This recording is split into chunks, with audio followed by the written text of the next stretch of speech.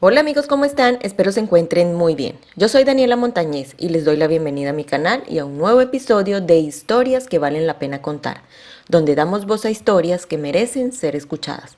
Antes de comenzar, te invito a suscribirte y activar la campanita de notificaciones para que no se pierdan ningún video.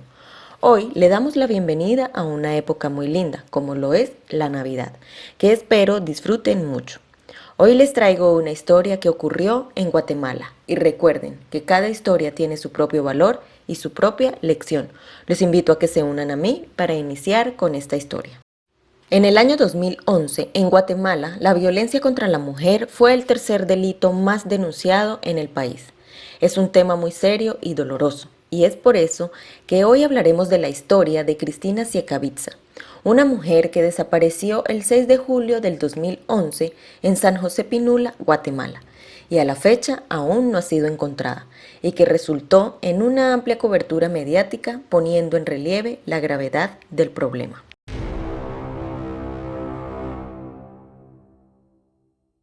Cristina Siecavica Molina nació el 9 de diciembre de 1977 en San José Pinela, Guatemala. Tenía 33 años de edad, hija de Angelis Molina y Juan Luis Siecavica. No se encuentra mucha información sobre su vida, solo se sabe que en el año 2000 se graduó en Administración de Empresas en la Universidad Francisco Marroquín. Estando en la universidad conoció a Roberto Barreda, quien sería su esposo. Se casan en el año 2003. Tienen dos hijos, un niño llamado Roberto José y una niña llamada María Mercedes, de 8 años y 4 años respectivamente. Cuando nació su primer hijo, ella decide dejar de trabajar para dedicarse a sus hijos, aprovechando que ambos venían de una posición económica privilegiada. Todos a su alrededor los conocían como una familia ejemplar y feliz.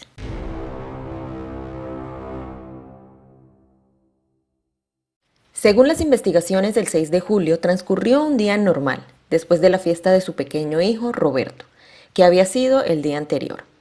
En la tarde Cristina y una amiga estaban hablando por teléfono y Cristina le decía a su amiga que la fiesta no había salido como ella lo esperaba, pero que estuvo bien. Luego Cristina le dice a su amiga que la llamaría más tarde porque su esposo Roberto había llegado y ella iba a preparar la cena, pero la llamada a su amiga nunca llegó. Ese día 6 de julio, Cristina también se había comunicado por teléfono con su madre y le dijo que al día siguiente se encontrarían en un lugar para verse, pero tampoco sucedió. Al día siguiente, 7 de julio, Roberto lleva a los niños al colegio y él se va al aeropuerto porque ese día él salía de viaje. Cuando llegó la hora de salida del colegio de los niños, nadie los fue a buscar. Llamaron a Cristina y ella no respondía. Llamaron a Roberto y él dijo que estaba de viaje y que llamaran a Cristina. Le dicen que ella no contestaba las llamadas ni mensajes y le preguntaron por ella. Según Roberto dijo que Cristina ese día había salido muy temprano en la mañana a trotar y a hacer ejercicio porque siempre lo hacía. Y él llevó los niños al colegio y de ahí a su viaje. Pero los familiares de Cristina no la habían visto y tampoco tenían noticias de ella desde el día anterior, 6 de julio, por lo que los padres de Cristina deciden ir a la policía a colocar la denuncia, pero la empezaron a buscar fue al día siguiente, 8 de julio. Pero nada que sabían sobre su paradero. Primero se dijo que pudo haber sido un secuestro, pero después esto cambió porque los padres de Cristina señalaron a Roberto como sospechoso, ya que él tenía una actitud súper fría ante la situación. Además, terminaron de corroborar sus sospechas porque al transcurrir los días, el 4 de agosto, Roberto y sus hijos salieron del país con rumbo desconocido. Las autoridades allanaron la casa de Cristina y Roberto y encontraron muchas manchas en el cuarto donde dormían, identificadas a partir de la prueba de luminol, y por ello cambiaron la investigación de secuestro, como se especuló en un inicio, a asesino, siendo Roberto Barreda el principal sospechoso. El 7 de agosto detuvieron a Petrona Say, quien era la empleada doméstica en la casa de Cristina y Roberto.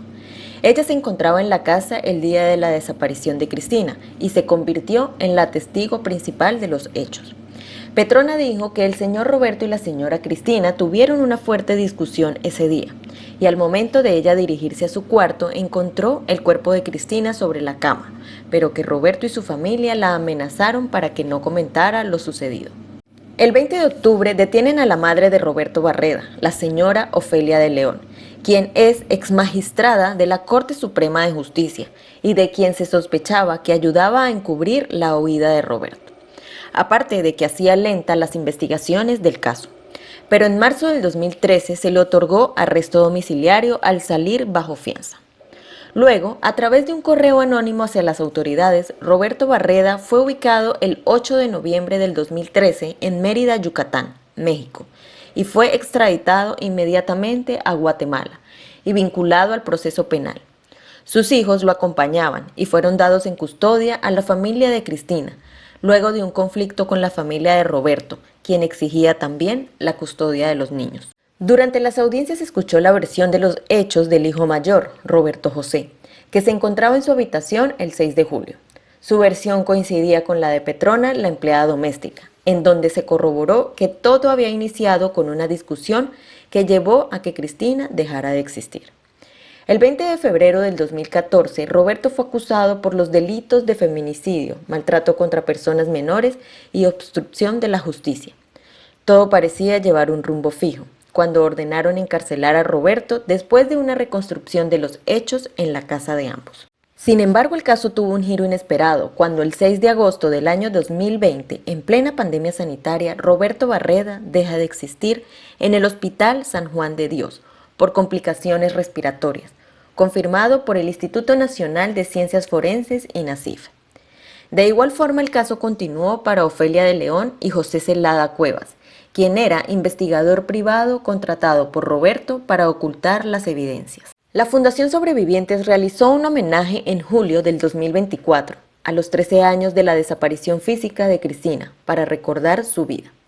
Allí estuvieron los padres de Cristina y sus 2 hijos, quienes recibieron una placa conmemorativa y una fotografía de su madre, así como flores y aplausos en muestra de solidaridad. San Luis Ecabixa, papá de Cristina, hizo un llamado a no normalizar la violencia intrafamiliar.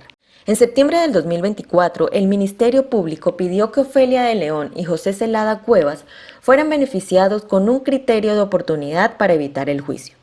En ese sentido, el tribunal ordenó a la madre de Roberto, Ofelia, y al investigador privado, José, a pagar una compensación para cerrar el caso en su contra.